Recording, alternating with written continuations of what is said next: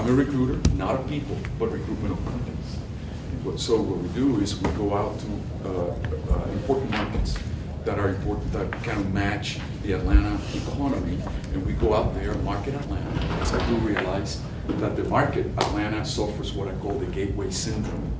I come from the travel industry. I was, one of my previous lives, I was the head of Latin America for Delta Airlines, and then before that, after that, I then took over the entire international for Delta.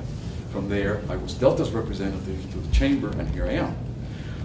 And so like I mentioned, is Atlanta suffers what I call the gateway syndrome. The issue is back days, you're all too young to remember, but in the old days before the regulations, to enter the United States, you only enter to designated cities. So if you come from Asia, you can only come into San Francisco, LA. Come from Europe, you come in from New York. If you come from Latin America, you come in from Miami. So therefore, those cities became the gateway. And today, what I call this, that is the gateway syndrome. Even though when the regulation happened, airlines could fly into whatever cities, that's where the rest of the internal cities of the United States started to flourish, and that's Atlanta. Today, we're a major gateway in terms to Europe, to Asia, and certainly to Latin America. The issue is, a lot of people might know Atlanta as a city, but they don't know what it is as a place of doing business. So what I do is we travel to key markets that match our economy, which is predominantly, we are a logistics hub for the United States. In fact, we're among the top 3 logistics centers in the United States. So supply chain is a big area. The second area is technology. We are the U.S. hub for mobility applications, things that it's in here, and how companies use that to move inventories and so forth.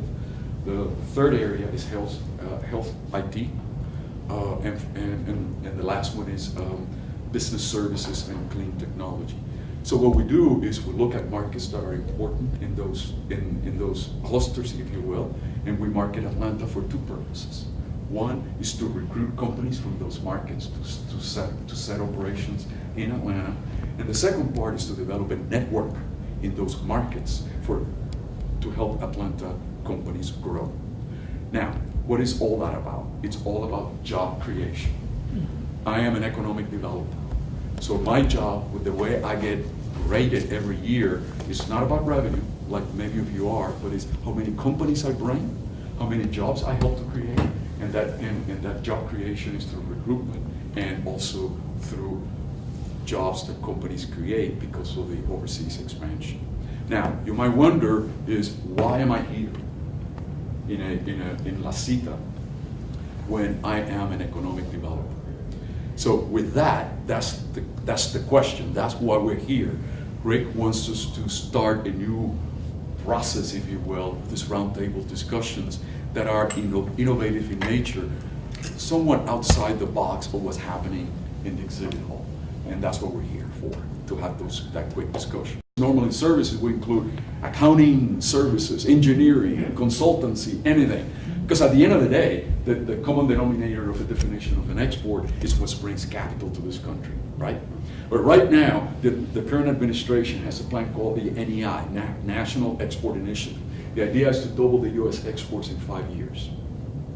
And because of that, there is a movement right now which is being sort of the brain behind that is Brookings Institute, and it's being financed by JP Morgan. And the idea is to create what is called global cities in the United States. And they have picked up 20 cities in the United States in which they're working with the cities to help grow exports. Now, the idea of this thing, it's why cities? It's because they realize that exports, cannot be driven by the federal government. It can be driven to a certain extent by the state government, but the real engine are the mega cities. So this is a bigger trend of what is called mega cities. So they have picked up 20 cities, Atlanta being one of those, to be part of this program to help grow exports.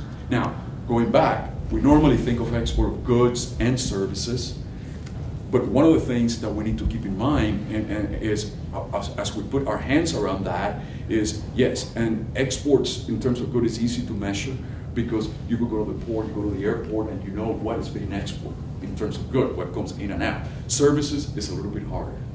But definitely my point is that services is part of export. And within services, tourism is an integral part of export. The problem is that you normally don't think as tourism as part of exports. In Atlanta area, which is my experience, I represent the Metro Atlanta Chamber, and we do business development. We've always have said tourism, we're not into tourism. That's the job of the Atlanta Conventions Bureau. But because of this new strategy to promote export and digging into what the definition of exports is, tourism is an integral part of that. The second part that we want to talk about is education. Education is also an export. Why? Think about how much it costs for tuition at a university from foreign students. Normally foreign students pay full tuition. They don't get in-state tuition. Might be paid by their own government, their own institutions, but they are part. As far as the local universities are concerned, they're paying full tuition. You add that room, board, you add to that books, it comes out to about $60,000 a year. If you have around 5,000 foreign students in a city, multiply that amount of money, it's a significant amount of that. Yes, sir? And then you have to factor in visits from friends and family. Friends and family, to help them move. It's the multiplying effect. Right. So it's an integral part of that. The other part is royalties. For example, in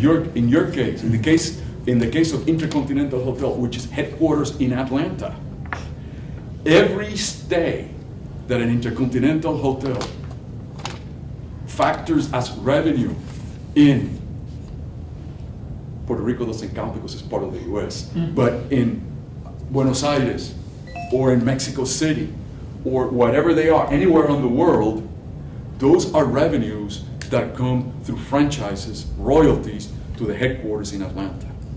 So what we're doing right now is putting our hands around what is the landscape of what exports mean.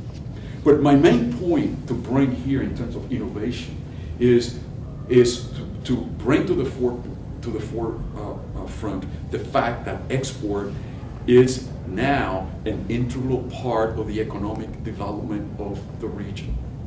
And because I was just going through the booth and somebody said, I'm from Atlanta Chamber, and said, oh, the Chamber, what is the Chamber doing in a tourism show? So changing that mentality from the economic development community, which what I belong to, is saying that export, that tourism is an integral part of what we do, is the first change that has to happen in terms of innovation. But the same thing needs to happen in terms of the parts of the tourism industry. The other part is, what is the role of the universities? What are the roles of the technical colleges? That they are an integral part of technical tourism, integral part of education tourism. So my question, and what I will propose to Rick in terms of innovation for the show is, where are the universities in this show? Why is it that Atlanta universities were not reached out to be exhibiting here? Why is it that that universities from Fort Lauderdale, right here, are not here? So I'm sorry? The FIU, which has a hospitality faculty also. Exactly. But even I could make the stretch that the reason up to now that FIU might be interested is because they have hospitality. Hospitality is part of the industry. But why not the School of Nursing? Why not the School of Medicine? Why not the law school? So the concept is, back in my previous days, previous life, I should say, when we were launching Latin America at Delta, we had hard competition. We were the new kids in the block. We were fighting American. We were fighting Continental. And yes, at the time, we were fighting United. So we were looking at, how do we get people in Latin America to come to Atlanta? Why Atlanta? Okay? So, but at the end of the day, you know, if you're flowing through or in terms of destination, the competition, what you get in one city might be the same as the other. So we started to look at what are the strengths of Atlanta that we can leverage to bring tourism into Atlanta, which is different than Miami, for example, or is different than Chicago, which are our main competition, or New York. So we looked at two of our key strengths.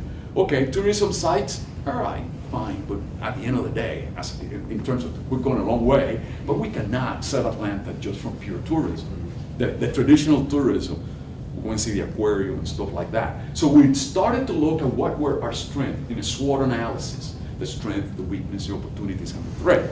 And we found out that we have 57 colleges and universities in Atlanta, okay? Most of those colleges have reached out to all parts of the world. The other part that we found out is we're the third largest Fortune 500 concentration in the United States. Number one is New York, number two is Houston because of the other, third is Atlanta. So we leverage a lot of names like Home Depot, headquarters there, like Delta Airlines, headquarters there, like Coca-Cola, which is Georgia Wine, headquarters there. Okay, you got like every time that you swipe your credit card anywhere in the world, you go boom like that. The transaction behind that is done in Atlanta by a company called First Data. The other part is every time you put your card in an ATM, most ATM on the software that run is run by a company headquarters in Atlanta, NCR. So all those have different, that's just to name a few, and I'm not going to limit myself to Fortune 500. Now you go to Fortune 1000 or Fortune 700 that you bring in, Intercontinental and all those companies. So there is a reason that they are there. So how do we leverage those two things to put a package together and we can sell? And we came up with a notion which is called learning-based tourism. And the idea is, and that's what we would like to resuscitate in the travel industry and talk about something that is different, a package that you go to a travel agency and you buy that includes not only your hotel, your vouchers and so forth, but if you're going to Las Vegas, fine, go to Las Vegas to a great show. On the way over or on the way back, we can put together a package that will give you a 1, 2, or 3 days, very short executive training that it's being done by a technical college, that's the case, or a university, professional growth, and it's kind of put together in partnership with some of these large corporations that can be part of the program. So if you are into the hospitality industry and you're coming to a show anywhere in the US, you can stop in Atlanta and you could do with Georgia State University, a school of hospitality, a short training, and you could go to Intercontinental headquarters and be received there by Intercontinental hotels and do a package together. Is something here, another ingredient that you need to bring up is medical tourism. Yeah. Absolutely, medical tourism, and but to a certain extent, medical tourism exists to a certain fashion. Any thoughts or ideas or questions, or do you think it's something that will work? Is this sort of related to, but it's operated in isolation in other years, the technical tours from abroad? It can. But what you're talking about, and what I hear, is that the tour operators are essential to this chain. We're going to introduce other elements. Absolutely. It could be under the rubrics of technical tourism.